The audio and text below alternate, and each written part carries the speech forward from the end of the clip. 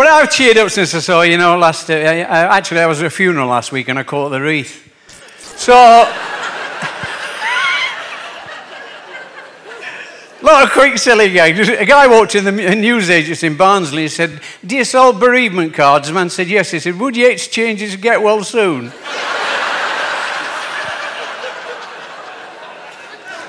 Oh, there's my favourite one just now is this guy, the shepherd's got a talking sheepdog, right? So the shepherd with the talking sheepdog, right? So he looked down the dog and the shepherd said, "I've got some sheep in the valley. Would you go and round them up and put them in the pen?"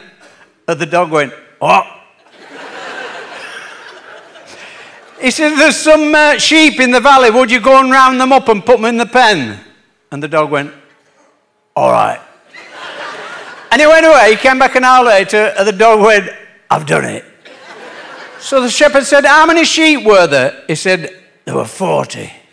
He said, "That's funny. There was only 38 this morning." And the dog went, "You said round them up."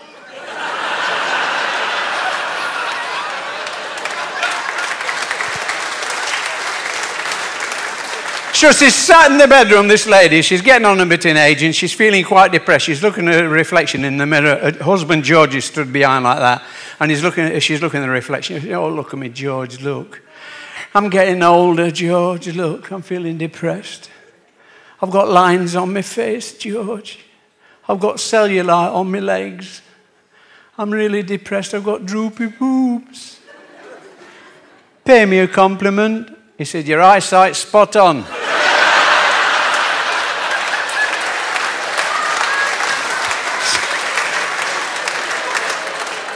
So the guy sat at the bar and he kept looking at his watch like that, and the lady came over. She said, "Excuse me, sir, you keep checking your watch. Has somebody stood you up? Are you waiting for a date or something?" He said, "No, it's a special watch, this." She said, "What do you mean?" He said, "Well, it tells me special things." She said, "Like what?" He said, "Well, for instance, I can tell you you're not wearing any panties." She said, "I'm sorry, sir, I am wearing panties." He said, "Oh, it's an hour fast. Can I buy you a drink?"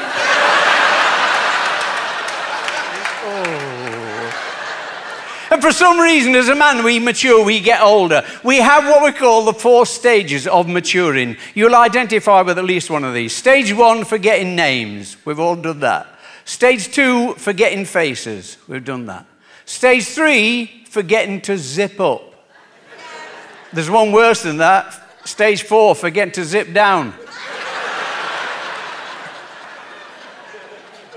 And for some reason, as a man gets older, we just sort of lose it. I can see him in the buffet on the ships, and the guy stood there at the buffet. He's got his food on his tray, and he looked down the line at his wife. He went, Audrey, do I like this?"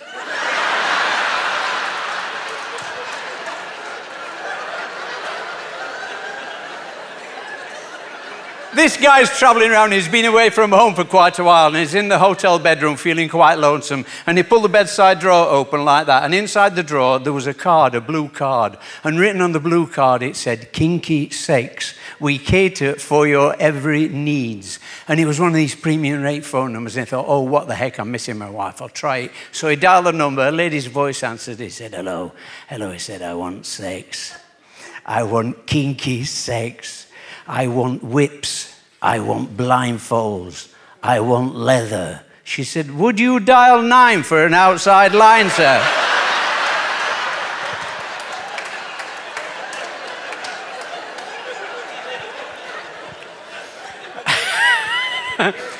It's funny, though, doing all the travelling, because we British, we actually refuse to learn another language. We think if you speak a bit slow, I mean, I saw a programme the other week on the television. It was about what different ladies all over the world will actually say after making love, right? It appears that a woman from Italy, with the translation in, after making love, she will actually say, "That's it."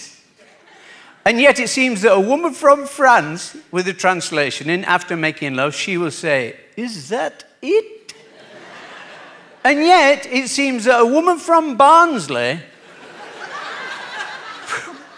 with the translation in, after making love, she will actually say, "Peach! I think I'll paint the ceiling peach."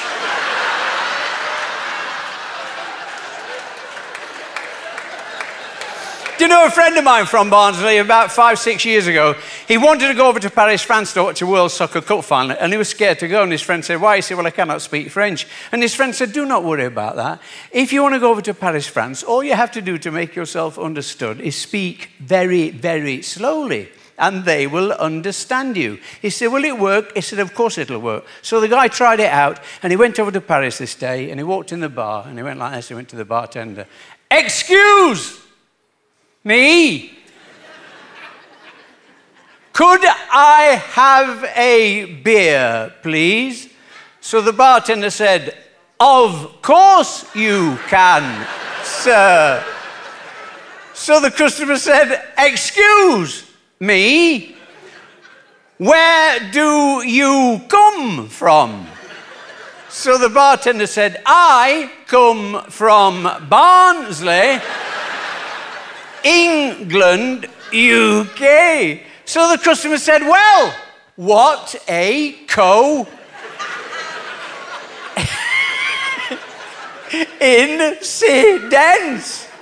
I come from Barnsley, England, UK too.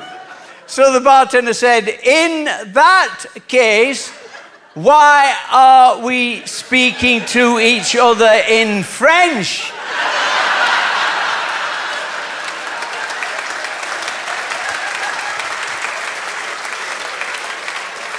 Johnny mentioned the parrot gag I did. There's another gag which I do get a request for. It's about the two Welsh girls talking.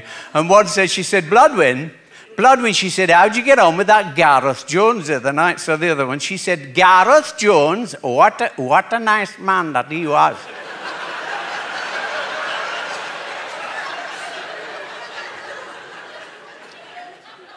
I've something to tell you about my Welsh accent. I haven't quite mastered it. For some reason, my Welsh accent does tend to drift into the Asian. I don't know why. I'll try it again. Right, she said, Blodwyn. That's all right, isn't it? Blodwyn, she said, how'd you get on with that Gareth Jones? She said, Gareth Jones, what a night. No, I can't do it. What a shame. Oh, it was going so well as well. I was really enjoying it. The guy went to the doctors.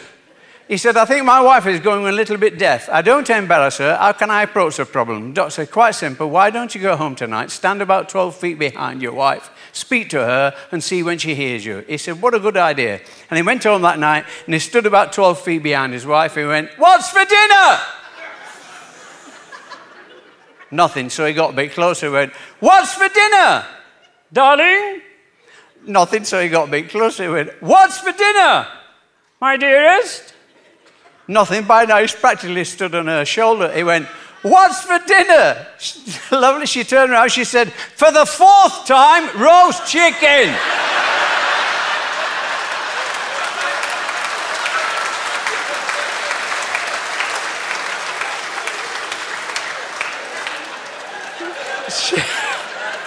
She said, Blodwyn, we'll have to do this. She said, Blodwyn, how'd you get on with that Gareth Jones? She said, Gareth Jones, what a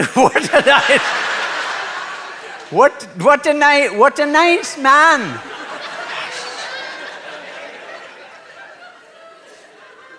Kids' humour I do like, you know.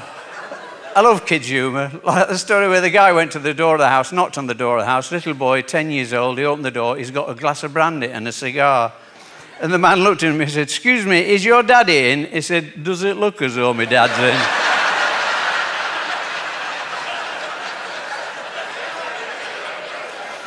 Oh, the two little boys who were talking, and one said, I've got to go to hospital tomorrow. I said, I've got to be circumcised. I'm frightened that it's going to hurt me. And the first little boy said, oh, he said, circumcised? He said, yes. He said, I'm frightened it's going to hurt. He said, oh, he said, I had that done when I was a baby. He said, did it hurt? He said, hurt? I couldn't walk for 17 months.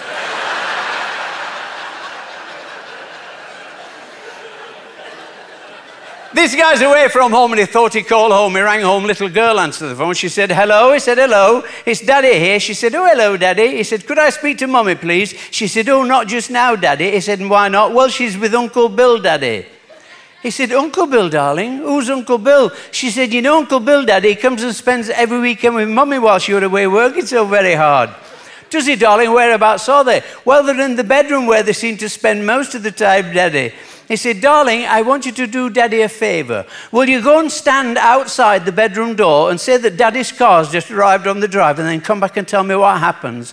Went away, came back 5 minutes. Hello, is everything all right? She said, yes, Daddy, I did exactly what you told me. I said your car arrived on the drive, and Uncle Bill, he must have been very, very cold because he came out of the bedroom and he didn't have any clothes on. And he tripped to the top of the staircase, through the window, onto the pavement below. He's cut his head open. I think he's dead, Daddy. That'll teach him a lesson. Is your mummy there? No, Daddy, I tell you what, she must have been really cold as well because she didn't have any clothes on either. And when I said your car arrived the drive, she came dashing downstairs, put her dressing gown on, tripped from the cord of her dressing gown into the garden, into the swimming pool, and it looks as though she's drowning, Daddy. He said, that'll teach her. Hang on a minute. Swimming pool? Is this Doncaster 74?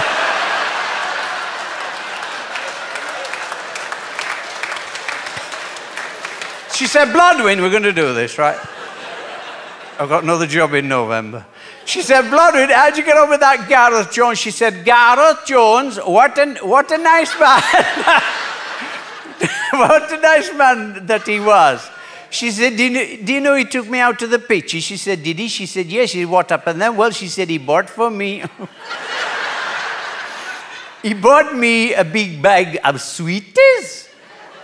She said, did he? She said, yes. What happened then? Well, we went inside the pictures. We sat on the back row of the pictures. Well, he put his arms around my neck. Well, I laughed.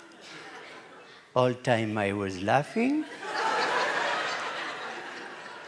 She said, what happened there? Well, she said, he put his hands up on my knee. Well, I laughed. She said, what happened then? Well, she said, he tried to put his hands inside my blouse. Well, I laughed. She said, why were you laughing? She said, the sweeties were in my pocket all the time.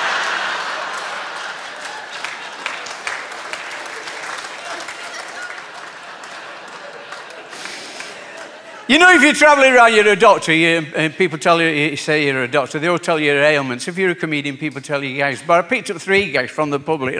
I'll try them out on you. There's a lady, about 85 years old, sat by the fireside with a little cat just touching the fire, and out of the fire jumps a spark, and it was a fairy. And the fairy said, I am your fairy godmother. I brought you 3 wishes. What would you like? Well, she said, I'm surprised. Well, I wish I was a young girl again. And the fairy went, bing, and she became a gorgeous young girl, about 21 years old. She said, you still have 2 wishes left. What would you like? Well, she said, I wish I had plenty of money. And the fairy went, bing, and the place was full of money everywhere, couldn't move. She said, you still have 1 wish left. What would you like? Well, she said, my cat's been with me a long time. I wish my cat was a big, handsome, strapping prince. And the fairy went, bing, and the cat became a big, handsome, strapping prince who took hold of this young girl's in his arms, bent her backwards and said, I bet you wish you'd never taken me to the vet.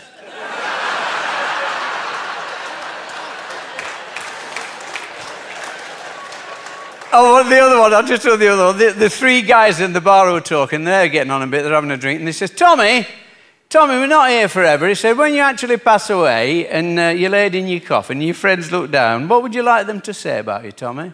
And Tommy said, I'd like my friends to look down at me and see me there and say, there goes Tommy.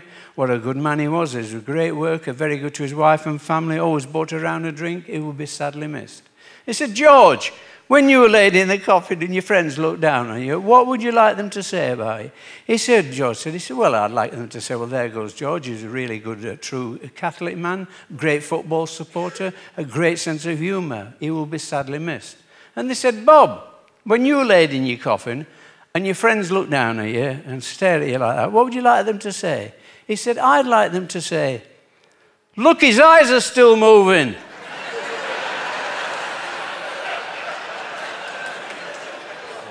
I'd like to close by giving my favourite story of all just now. This guy's got 5 children. He goes home to his lovely wife, and his wife said, darling, we have got 5 children. It's about time that you went to see about having a vasectomy. He said, that sounds painful. She said, no, it isn't. That's painful. No, it isn't. Go along to the doctors. So he went along to the doctor. He said, look, doctor, he said, we have got 5 children. My wife said I should have a vasectomy. What I'd like to know from you, is it painful? And the doctor said, no, not at all. He said, what we do with vasectomies these days, we do what we call them DIY, do it yourself. He said, that must be painful. He said, no, not at all. He said, all you have to do, he said, you get yourself a piece of card, you then sprinkle some gunpowder inside the card, you put it to your ear and you light it. And he thought, no, that doesn't sound right. I'll have a second opinion. So he went along to the National Health Doctor. And he said, National Health Doctor, we have got 5 children. My wife said I should have a vasectomy. What I'd like to know from you, is it painful? And the National Health Doctor said, no, no, no, not at all. What we're doing, Welsh. What we're doing what we call them DIY. Do it for your jolly self. What you have to do, you get yourself a piece of card. You then sprinkle some gunpowder inside the card. You put it to your ear, you light it. He thought, no, that doesn't sound right. I went down to Harley Street, paid nearly £1,000 to see the Harley Street surgeon. He said, Harley Street surgeon, we have got 5 children. My wife said I should have a vasectomy. What I'd like to know from you, is it painful? And the Harley Street surgeon said, no, no, yes. He said, what we do with vasectomies these days, we do what we call a DIY, do it yourself. All you have to do, you get yourself a piece of card, you then sprinkle some gunpowder inside the card, you put it to your ear, you light it, and you count to 10. And he thought, that's where the difference is. Dashed straight back home to his house in Barnsley, got himself a piece of card, sprinkled some gunpowder inside the card, he put it to his ear, he lit it, and he counted to 10. He went 1, 2, 3, 4, 5, 6, 7. And it really works. Good night, God bless you all, and thank you for being a wonderful, wonderful crowd. Bye-bye now. Ladies and gentlemen, Duggie Brown. Please put your hands together for Duggie Brown, ladies and gentlemen. Rob Charles Videos for radio training and fun on YouTube.